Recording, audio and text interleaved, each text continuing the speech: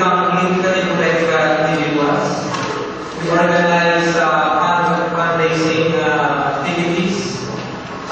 We support so many charity events so that we can be accused of being apathetic in our society. We have solved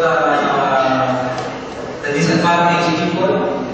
But there was also a need for us to show that we're more than just politically correct individuals. Because we were called Generation X. No, and in what was X? And no, we're not and so, era came along. Former President Joseph Estrada became the president. And so we have our commandos. In some ways, we thought he was Marcos. He was a governor, he was a womanizer, he was a parish rabbi, not Marcos.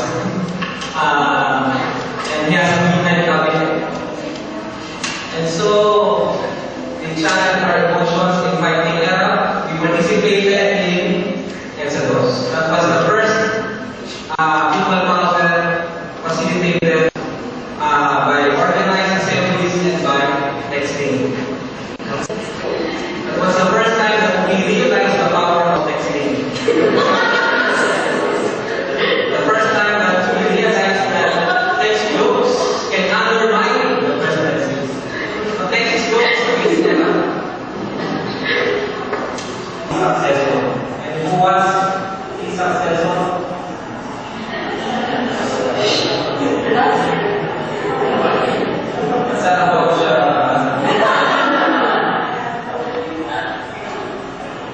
So we come to Ryerson. Those born in the 1990s, many of you born in the 1990s, are like those born in the 1960s. They only knew one person. When Jimmy became president in 2001, they were elected students. Now they are about to graduate from college. There is only one president for them, President Ryerson. And there's a attempt of through revolution, armed resistance, whether it's through lobbying efforts, whether it's through activism or even joining politics. And even now, he's talking about the current situation in the Philippines, where there's a lot of opposition to the current president. The groups that he was mentioning are still very much, like Anak Bayan and the League of Filipino Students are still very much in the midst of all of that resistance to the current administration. So for us, as an extension of the Filipino people, Filipinos who are outside the Philippines, we also have our own history here. If you look at the history of Filipino migration to Canada, the first huge batch of Filipinos who came they came in the, I think, mid-60s, no? Or even early 60s. Now, the children of those people, of those Filipinos who migrated here in the 60s, became teenagers, no? in the mid-80s. And that's when I think we see here in Canada the emergence of a Filipino youth scene, kind of.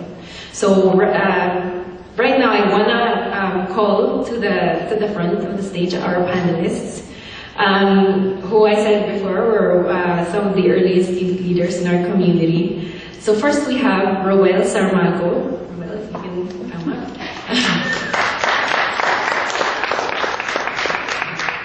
And I'm also going to call on my buddy Dylan to help me out here. So Roel is a former president of FCAR. So we'll go through all the introductions. So let me just read his bio. Roel is an alumnus of the Filipino-Canadian Association of Ryerson. He started out as a general member in 1993. became sports rep. Who's the current sports rep of FCAR? He's not here. He'll be here tonight. Became sports rep the following year and served as president during the 1995 to 1996 term. He played an active role in the events organized by the United Filipino Students Association, which is, or it was called OFSA, which is the Alliance of the FSAs of Ryerson, York, and U of T. And I'm not sure, well, were there other organizations involved in OFSA, or was it just... Yeah, he'll talk about that later. He was the chairperson of the OFSA Christmas Gala during the 1996-97 term. He was the keynote speaker for the Canadian Awareness of the Filipino Experience Student Conference in 1996 and performer at Super Skills. This year we just finished Super Skills a couple of weeks ago. So he performed in 1997 and 1998. And he was the co-founder and publisher of Brown Sugar, Brown Scene magazine, which ran issues from 1997 to 2002. And Ruel was a member of the board of directors of the Philippine Chamber of Commerce in 2007 to 2008. And he's currently a member of the Toronto Board of Trade and the North York Chamber of Commerce. So FCAR can lead you to bigger and better things. The next, so after, we'll go through the introductions and then we'll do the presentations. Next speaker after Ruel is Where's Ramon? Ramon! Get in here now, please. Your intro now, Ramon. He's cool. Okay, let's see. Ramon Grajo is a PhD student in philosophy at U of T. Yeah. His research area is in the method of political economy. He's a student of Philippine society and culture, and he first became active in the early 90s in various Filipino university student orgs, and then in the Philippine Solidarity Movement. He was a co-organizer of the Filipino-Canadian National Youth Consultation of the Philippine-Canada Human Resources Development Program of the Canadian International Development Agency.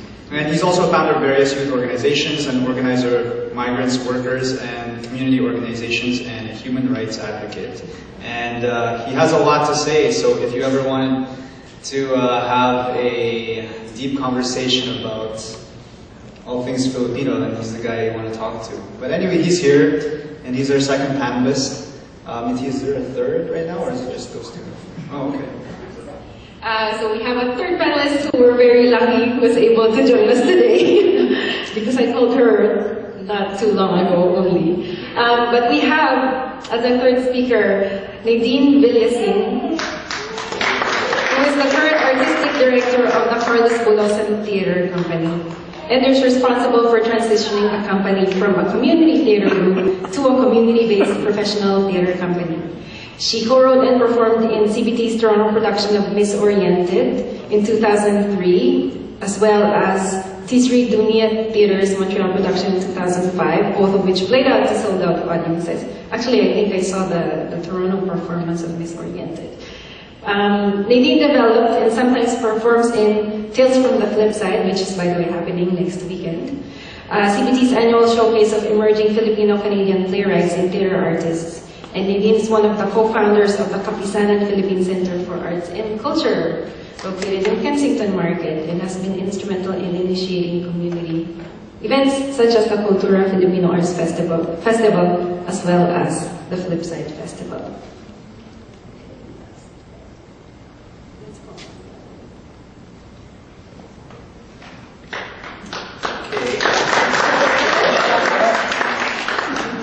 Okay. So here we're going to call up our last but not least, our fourth panelist, Manuel Luis Veneracion. Okay. Hi. Hey, he's on the chair. How you going?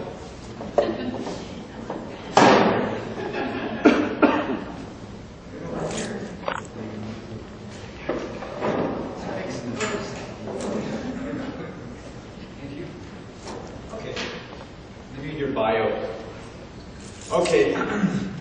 Manuel Luis Veneracion is a regular Balikbayan who just returned from the Philippines after being away for a year. During his stay, he was able to travel through various towns and provinces, cultures, and classes from the northern Cordilleras down into Mindanao. Driving mostly for the heck of it, he also volunteered with the Salinahi Alliance for Children's Concerns and the Children's Rehabilitation Center. He took part in the relief efforts during Typhoon Ondoy, as well as several of their other missions and projects. Manuel will share his experience as a first-time balikbayan, as well as show some video and photos from his trip. Sounds cool? Thanks, man.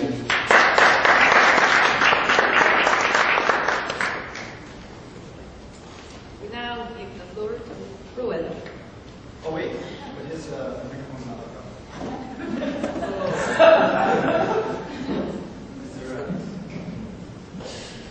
Where do we start? Jeez. I guess I'll give you a sort of a brief bio background. As Minty said, I used to walk these halls back in 1993, I think. 93, 94. Yeah, 1993 was my first year. 1993. And I was general member for FCAR back then. And didn't really know what was happening. It was my first year, and I thought, okay, there's some Filipinos who are getting together, and I used to walk by their L374. That was our club room. It was like a big closet in Jorgensen Hall on the 3rd floor. And I used to pass by that office and think there's a bunch of Filipinos laughing and stuff in there. And automatically, because I didn't know them, I thought they were snobby, right? It's funny when you don't really know somebody, you think maybe it's that Filipino mentality that we gotta change. But eventually, a family friend of mine I walked past her on the street, and she said, "Hey, do you want to be sports rep next year? Do you want to run for sports rep?" And I said, "Sure." Yes. Okay. Who else am I running against? She's like, "No one." And so there was like one person running for sports rep, and that was me. And I was just appointed into the role. And we ran some sports tournaments, and I started getting my feet wet in the whole Filipino scene. And at the time, there were basically we used to have jams, as we call them, parties in Oakham House. There used to be the I don't know if it's called the pub down there used to be called the Junkyard way back when. And is it called the Ram now or the Ride? It's called the Ram and the Ride. Yeah, it used to be called the Junkyard way back when. And we had parties down there. But the thing is, and we had sports tournaments like basketball and volleyball sports tournaments, and it was neat for me to see Filipinos getting organized, but there really was nothing Filipino about the events that we did. Oh, you know, give me a 2-minute warning, because I'm just going to try to get through as much as possible. Make sure we have time for other speakers. And so when I was in my second year, they were looking for a president for the next year, I had all these ideas as to what we should be doing. And it's like, yeah, it's great that we're partying together, we get drunk, and we hang out, and we go to sports tournaments, and, you know, FCAR's got to beat FSA and U of T, and we gotta win these things, right? So there's all friendly competition. But again, there was nothing Filipino about it. So I ran for president at the end of my second year, became president 1995 to 96 term, and I had 3 mandates. One was to actually make money, because it always seemed like we were spending money and we weren't making any money. Another one was to be more involved with the greater Ryerson community, because the way I saw it was it's almost like organized racism. The Chinese students had their own thing, the Caribbean students had their own thing, and the Spanish students had their own thing, and of course FCAR was the best of them all, right? But so what I wanted to do was actually integrate with the other clubs, and then also actually be more Filipino, because you take the people out of the jams, the parties, the sports tournaments, and it could be any culture. So we actually started injecting more culture into our events. And I achieved all 3 of those things, which was great. And my vice president at the time, some of you might know a gentleman named Len Cervantes, I kind of grouped him for presidency for the next year, and that's the year that Super Skills first started, and we launched something called CAFE, Canadian Awareness of the Filipino Experience, which was kind of like this. It's just like weird time warp, because it was a small group like this, but from CAFE, it just mushroomed into like this huge student conference, and I think at its height, maybe 3 or 4 years later, we had about 300-400 students from all across Southern Ontario, and even people from the States come up. So it's great that you guys are doing this. Keep it going, because humble beginnings, you know, it could grow to something very big. And I've seen it myself. So congratulations to you guys for doing this.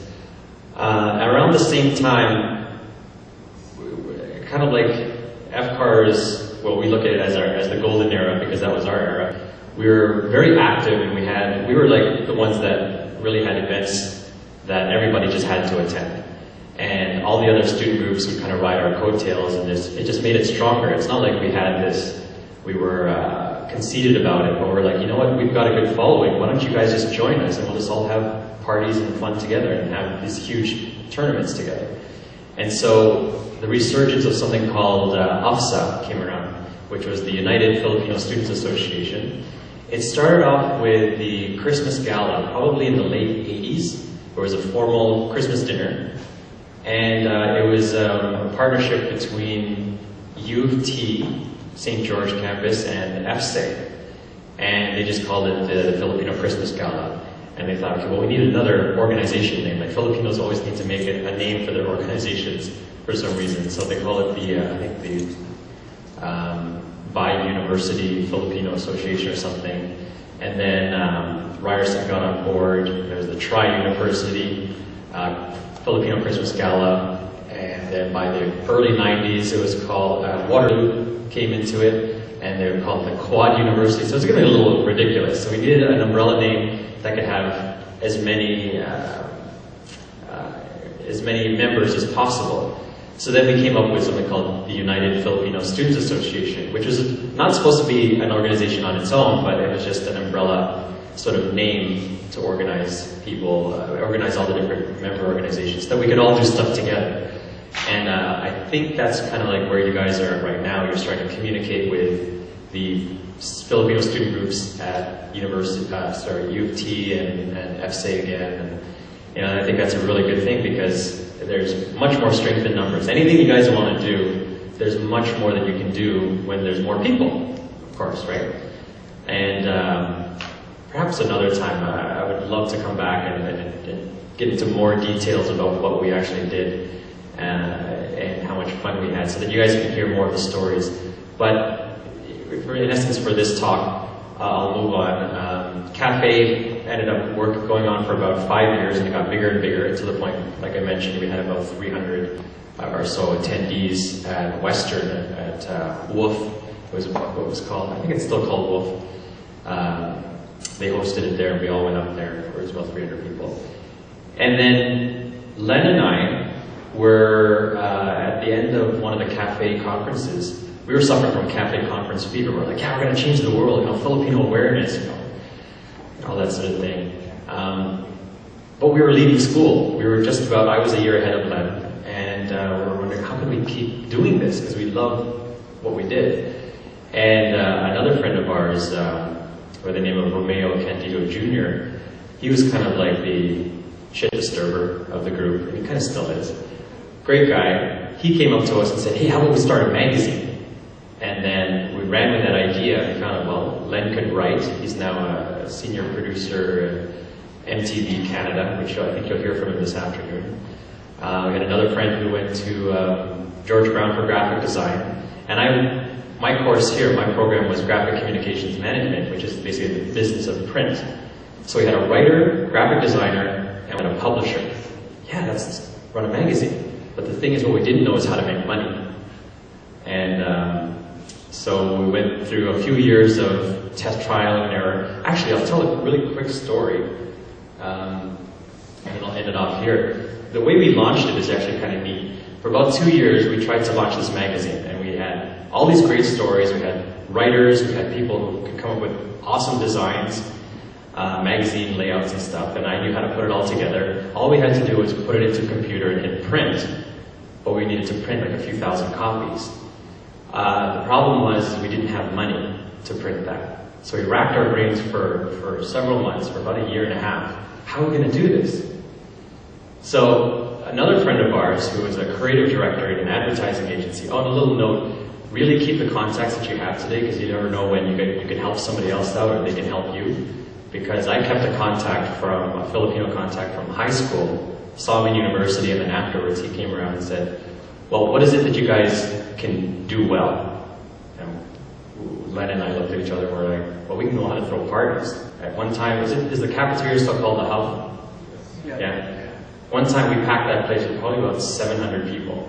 I think the capacity was only like 350 or something like that. But we packed the place, and it was a partnership between a few different student organizations.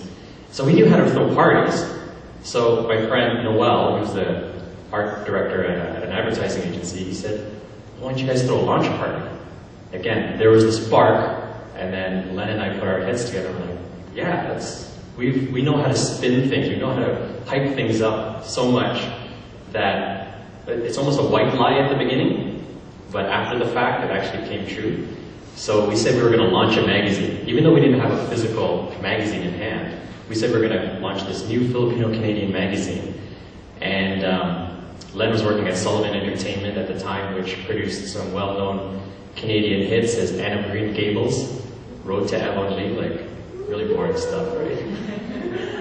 So he was working there. I was working at Now Magazine. Yeah, word up. Now Magazine, just down the street. So we were in our careers.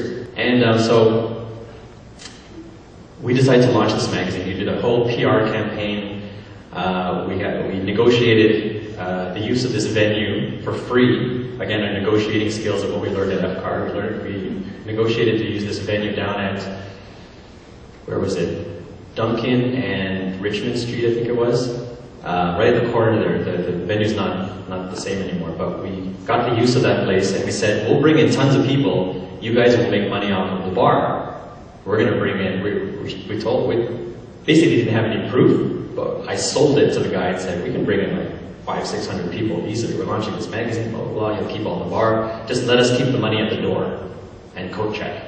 And that's how we were going to make the money to launch the magazine. And so he said, yeah, sure, do that. So we ran this PR campaign.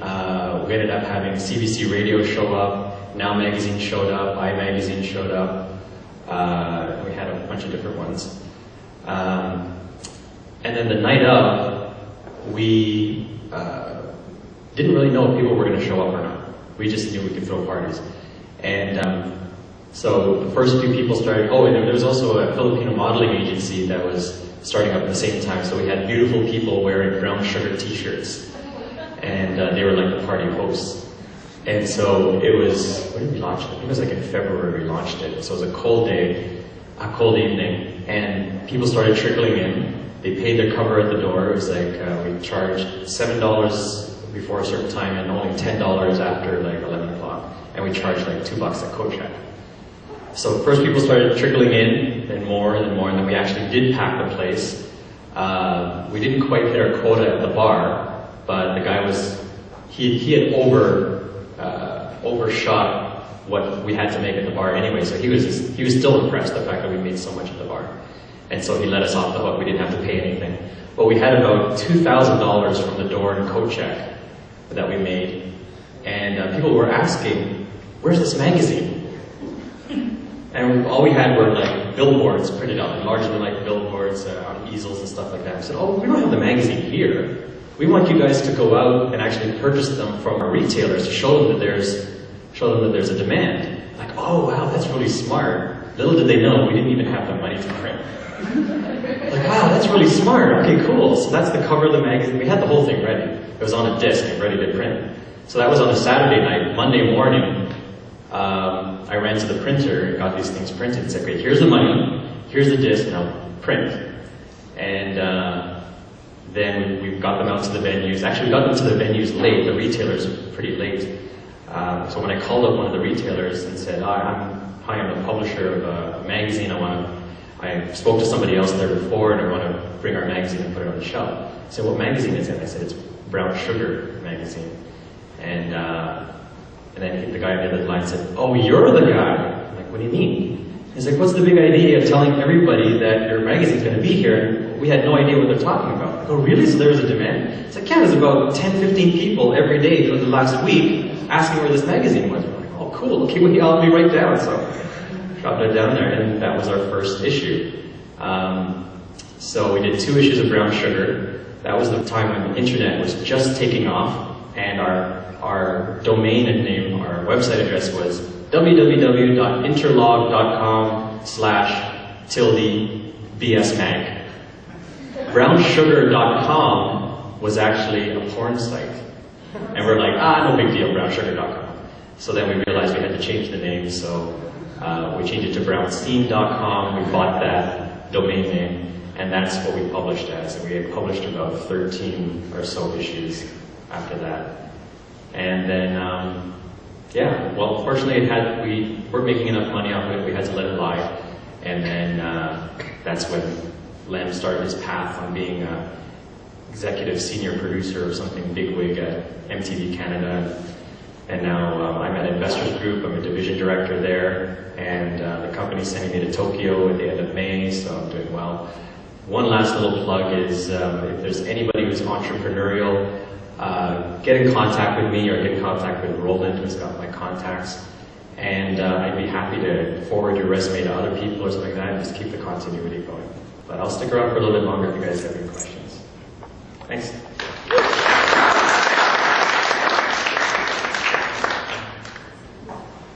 I was asked by Mithi to speak, but she didn't tell me the time frame, so she just gave me this 10 to 12. So, I have 2 hours.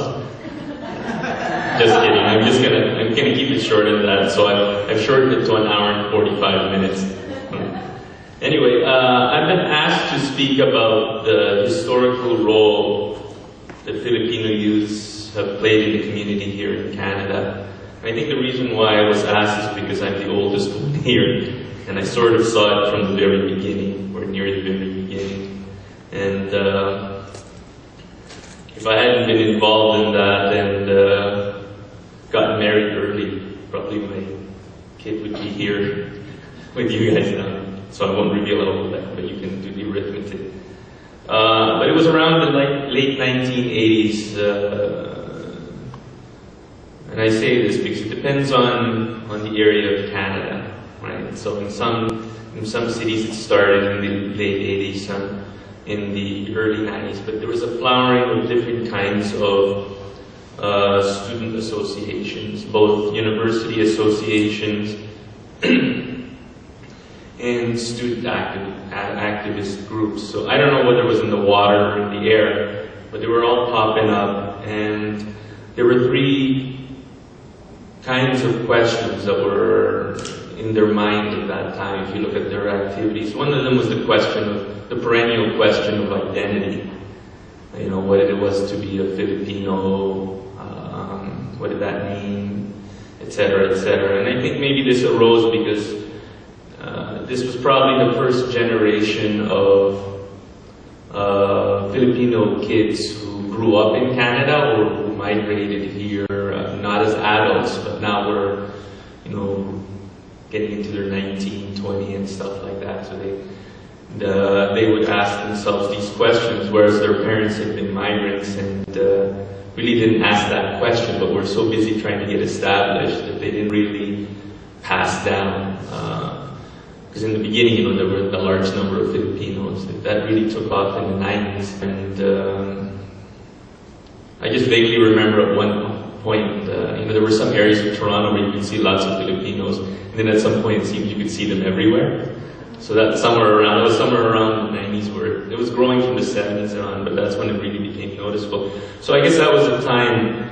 And the second one was the question of unity. There's always, this problem, and I think it's still a perennial problem, that there's so many Filipino groups, right? But they seem to be divided amongst themselves. And so this was a question amongst university-age kids talking about, how can we try and build some unities amongst youth and students? And the last one was this question about solidarity, right? Are we just going to be a youth organization where we just hang out and do sports or parties or something like that, or is there something more that we could do? So a lot of these youth, there are different levels of the way people ask these questions, but at the forefront there were a lot of youth who started to go back and study Philippine history, etc., etc. So some youth activist groups were set up, and they were closely tied with the regular universities, Filipino ethnic student associations and things like that. Often they were members of that who became activists, so that was kind of the relationship.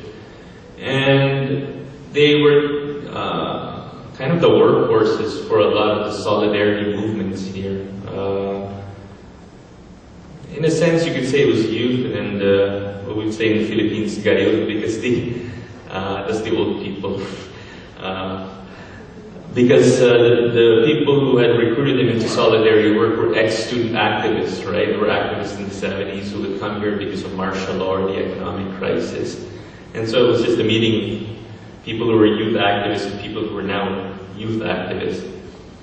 And this is the time when the first question about, more than unity in the cities, right? But even the question about, can we speak of a Filipino-Canadian youth movement across Canada?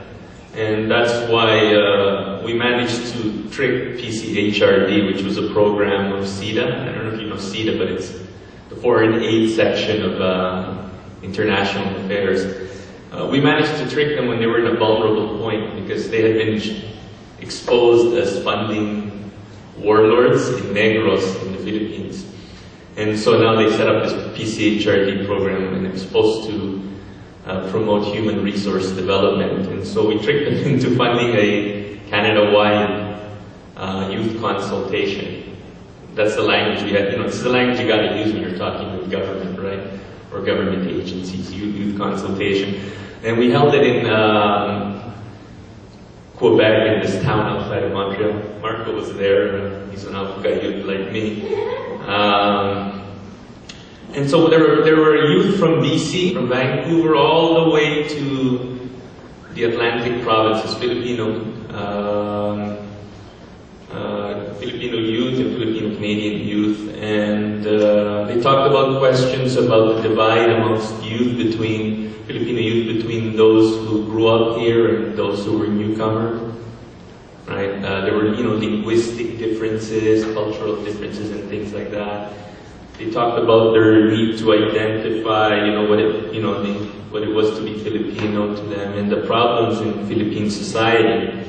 And so they actually set up a program of action there that is actually the root for talking about the activities of Filipino youths and its consequences afterwards, right? So there was talk about setting up cultural groups, getting active in all sorts of people's movements. And that make it, because it was done locally, but in terms of Canada-wide, right?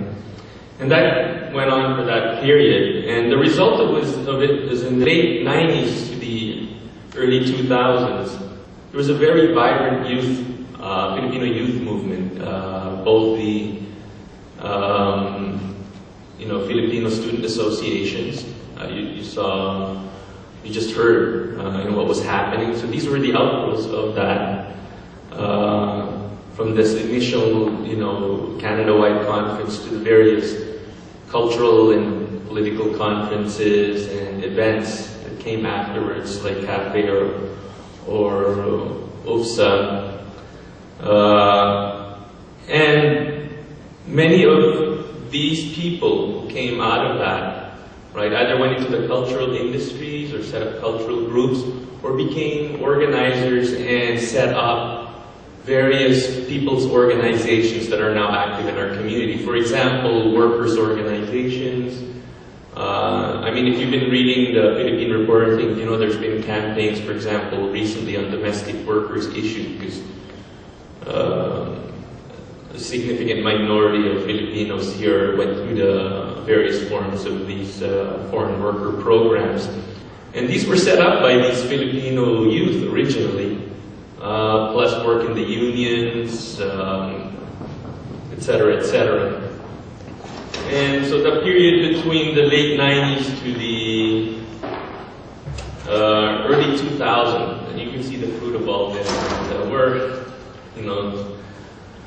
from that sort of the later part, earlier to that later part of that generation. And we can say that here are the three, how much time are we at? So I'm trying to keep this short.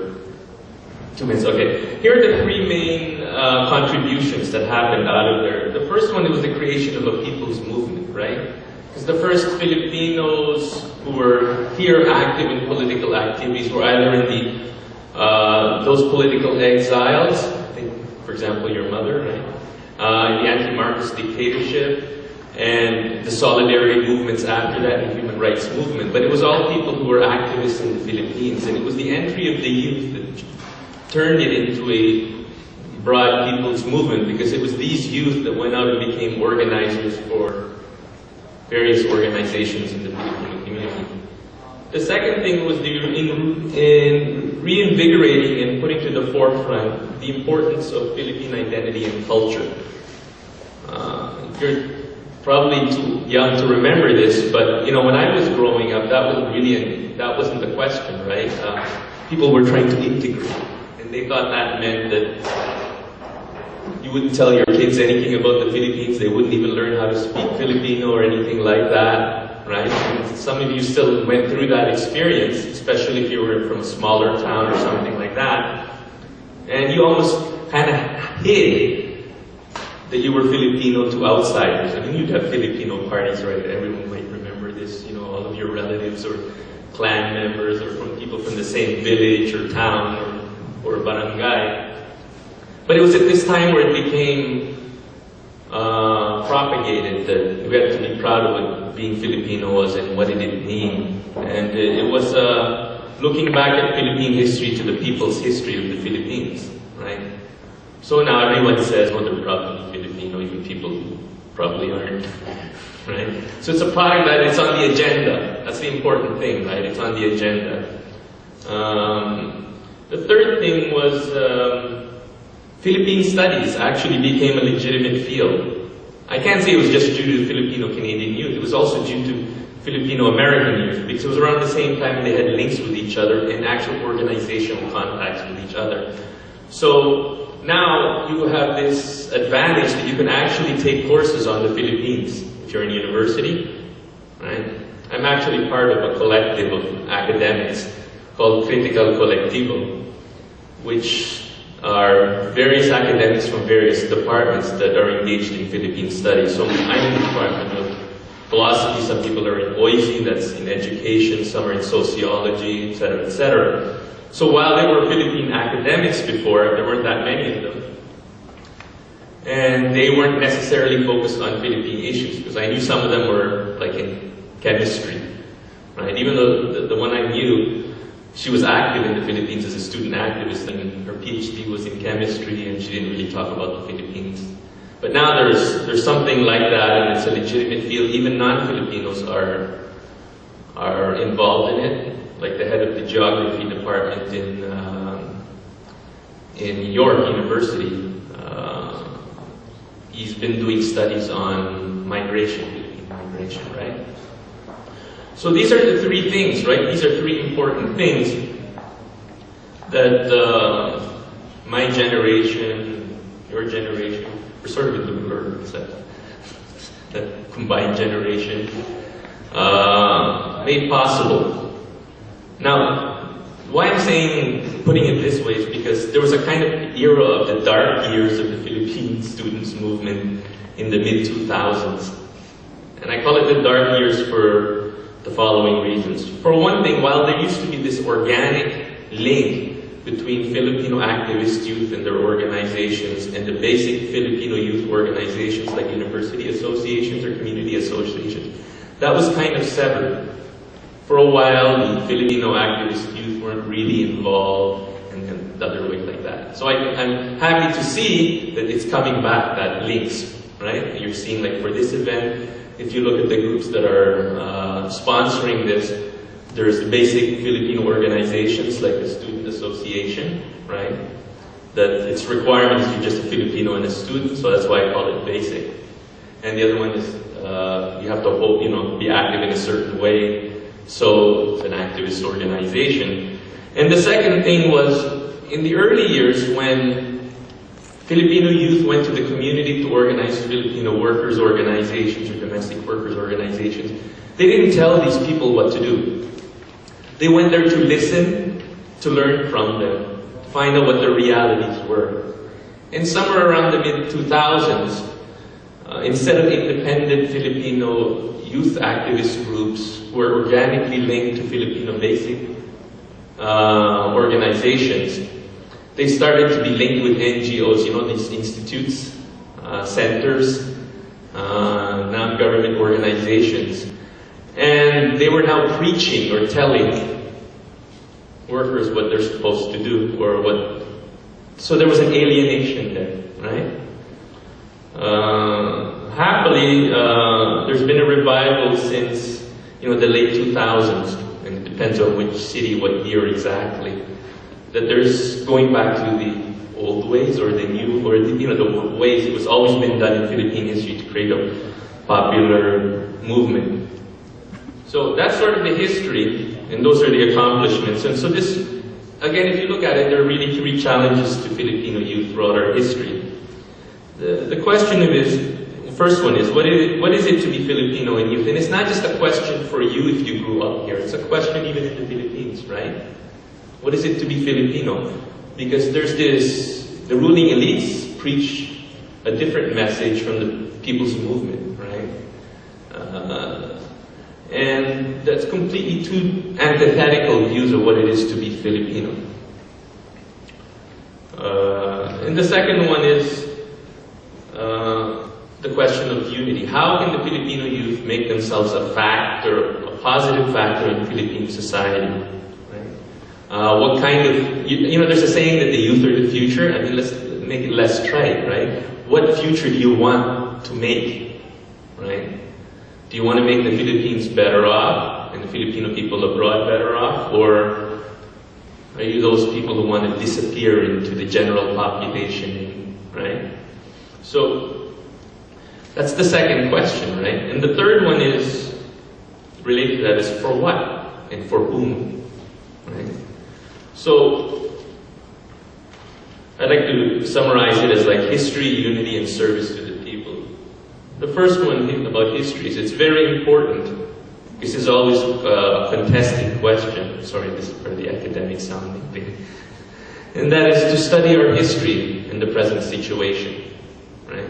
How can you know what it is to be Filipino if you don't know the history of the Filipino people, right? And what the problems and challenges it faces. Right? Two, what is the relationship between activist youth groups and basic Filipino youth organizations? Right? If you look at it, there's this historical cycle involving both groups, types of groups. For example, in basic youth groups, this is how it tends to happen. And to an extent, FCAR sort of slightly bucked it, but it's generally followed the trend. What happens is groups come. These are a bunch of friends who really want to do something, and they set up a youth university organization. They're all really active, right? Or if it pre-exists, they really reactivate it, and they're their friends, and so and so, and they graduate, and then it sort of dies down. There's phases like that, right? And you also have a kind of phase like that in activist youth groups, where you get a surge of youth activism, and they're really active, and then it dies down. It turns out there's actually a connection between them, right?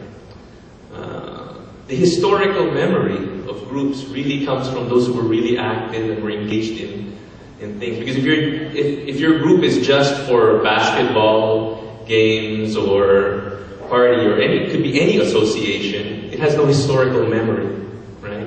You have to go beyond that. And they positively feed off each other, right? A lot of the activist students came from the regular basic youth groups, and the basic regular youth tend to have an historical memory because of these activist youth groups, right? So it's important of both of them. This is a question about unity, that they have a connection. And the last one is service to the people. And I can say the lesson here is you have to go deep amongst the people and investigate their problems, right? And so that when you organize their organizations, it's for them, and you develop their leadership. And so you're not sort of a servant of some NGO or something like that. So I think that's the history of the youth movement here, Filipino-Canadian youth movement here, and the lessons that you can draw from it. Sorry for taking too much time. Hi. So, as Mithi said, I am the artistic director of the Carlos Bulosan Theater. I would consider myself, and the community of artists that I work with would also consider themselves, I think, cultural activists. I was raised by activists. I'll start by telling you a little bit about the history of the theater company. It was originally founded, my mother was one of the co-founders, and it was originally founded as the Carlos Bulosan Cultural Workshop. And it was the cultural wing of a political organization. So it was founded by the Coalition Against the Marcos Dictatorship. And it was thought that an important way of engaging the community and educating the community could potentially be through theater. So CBT is actually the longest standing Filipino theater company. It was a community theater group at a time when community in theater was a dirty word. So even though we're now a professional theater company, we still refer to ourselves as being community-based because we don't think that community is a bad word. Essentially, I mean, over the years, CBT has done plays about issues that affect Filipino communities. So the inaugural play was about the experiences of an immigrant in Canada dealing with the political situation back in the Philippines. And since then, CBT has done plays about domestic violence, about caregivers, about generation gap.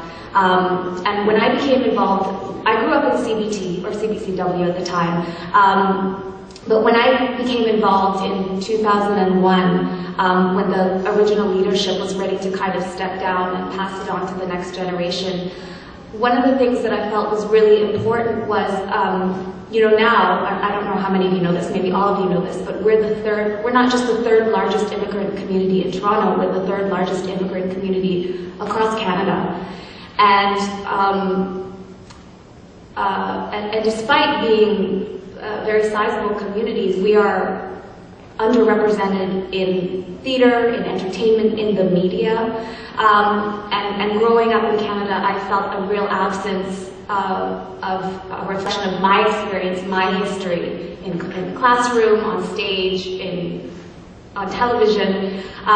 So for me, one of the most important things when I became the artistic director was to talk about, I really wanted to talk about, to give voice to my generation and the experiences of my generation. So the first play that we did was about identity, was about cultural hyphenation and identity. And since then we've gone on, we've been doing history plays because that's what's interesting to me and I think and important, particularly for first, second generation Filipino Canadians who don't know a lot about their history and who experience cultural shame because of racism. I mean, I think the real purpose of our theater company is to give voice to our history, to our experiences. We do, I think for me, youth engagement also became very important. We helped co-found the Kamalayan Filipino Center for Arts and Culture, which kind of has a broader mandate of you know, not just theater arts, but visual art, music, well, all different kinds of art form grounded in Philippine culture and identity. What can I say? We have a play creation program that is about nurturing and developing new Filipino-Canadian playwrights. And inevitably, I mean, inevitably, we don't control what people are going to write about, but inevitably, each year, we've been doing this for 9 years now, and inevitably, year after year, new playwrights always want to talk about, there's always a play about identity, there's always a play about racism, homophobia, because these are the things that we're experiencing in our community. What else can I say? I mean, I know I can speak for my generation. You know, I grew up at a time when despite the fact that I grew up amongst activists who were very active in the community, I felt very disconnected from the community. I couldn't relate to a lot of the community events that were happening that identified being Filipino with, you know, dancing the tinikling and halohalo, although those are good things. But for me, I think it didn't necessarily encompass the Filipino experience, the Filipino-Canadian experience. I couldn't relate to it.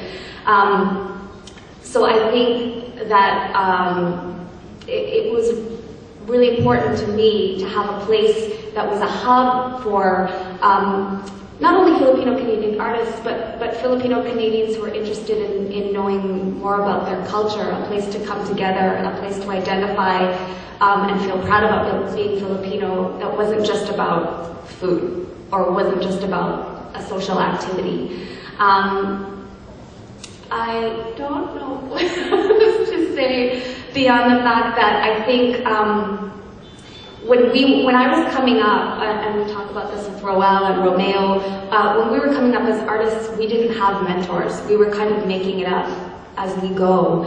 And I think that's what we're trying to provide for the next generation, is mentorship. And I think it's no accident that in the past decade, like when I first started the theater company, I could maybe think of 5 people that I could get to come act or direct or to do something with the theater company. And now the community of theater artists and artists in general has just exploded, and I think that that's no accident. I think that in being able to see your experiences reflected in theater, in film, in art, it inspires others to do the same. And so that's what we aim to do, and I think that's all I have to say for now.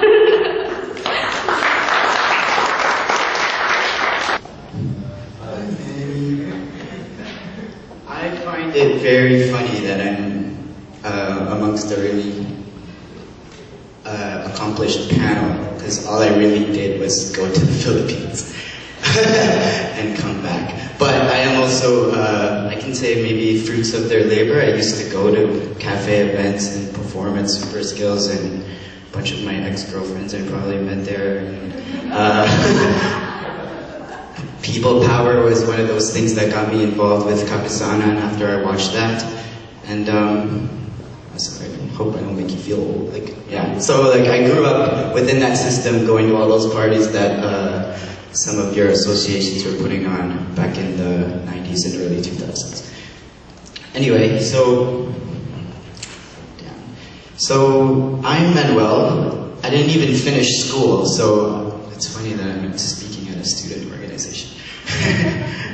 But so I guess I should give you a little bit of my history. So I was born in the Philippines. I came here when I was 6 months old.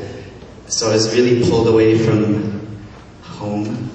And I guess growing up, I grew up like any Balikbayan. We spoke English in the house, blah, blah, blah. And we never went back. I only went back when I was 10 years old for like 2 weeks. And when I went back last year, or 2008 in October, I went for a year. And the reason I just bought a one-way ticket. I quit my job, saved a bunch of money, quit my job, and just left. And the reason why I did that was because I had never been to the Philippines as an adult. I knew nothing about it. And it was just something aching inside of me. I don't know what to call it. Curiosity, sense of adventure. I read like crazy Kerouac books and then like, you know, motorcycle diaries and stuff like that. So it's just my frame of mind, and it was just the right time to go, so I left. And I ended up staying a year. My plan was like to travel the world, but I ended up staying in the Philippines because once I got there, I realized, man, I hadn't been here my whole life, and it's home. And so every other month, I'd be like, okay, maybe I should go to Malaysia or somewhere else. And I just kept staying because there's so much more to learn and experience. So anyway, I have a few videos and stuff from my travels. And I'll show you. So, okay. Yeah, I left in October last year. And the first 2 months, all I did was stay with my family. And that was because I was scared. Like, I don't know if any other Filipinos here, like their parents tell you, oh, the mosquitoes are this big, and don't talk English to anybody, they're gonna kidnap you, and like, don't go to Mindanao, there are crazy people there, and you know, just a whole lot of filling your head with, like, what is this place that I'm going to, right? Like, I'm from here? I don't know. So, I kept some journals, and this is basically when I got there, this is where I was at when I arrived. It's pretty much how this works. Oh my gosh.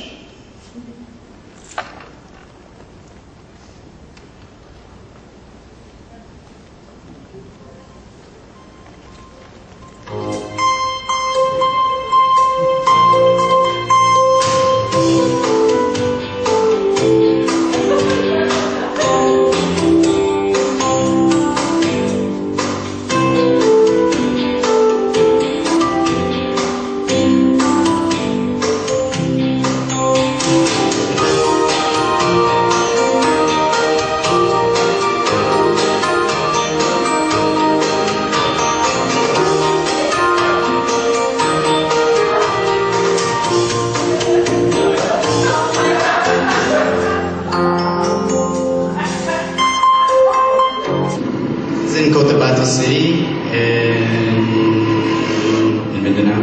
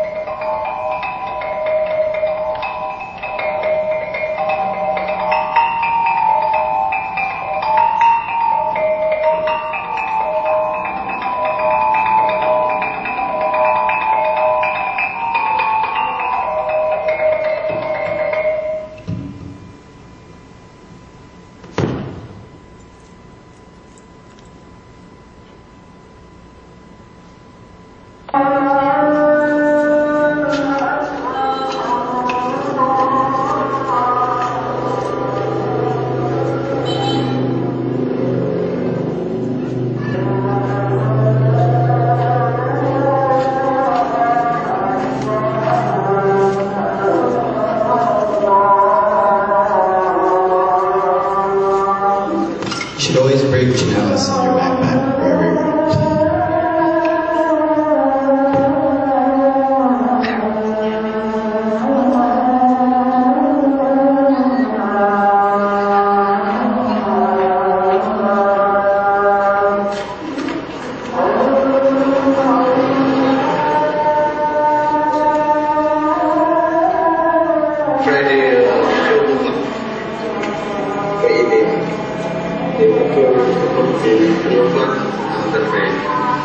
Yes, 6 hours, 5 times a week.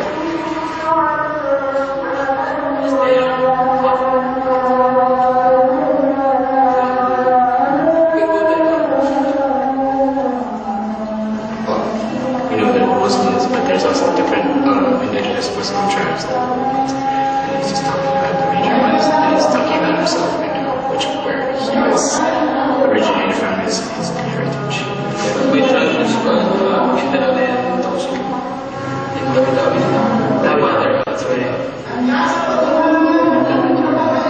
Maganda doon. You can visit there. where he's from. Tawi-Tawi is a really hard place to come up, and that was where he's from.